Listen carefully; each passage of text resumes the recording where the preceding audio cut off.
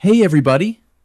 Today we are going to learn how to disable fast startup in Windows 11 so you can fix boot issues, shutdown problems, and hardware not being detected properly.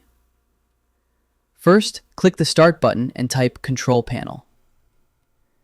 Click Control Panel from the results. Set View By to Category if needed. Click Hardware and Sound. Click Power Options. On the left side, click Choose what the power buttons do. At the top, click Change settings that are currently unavailable.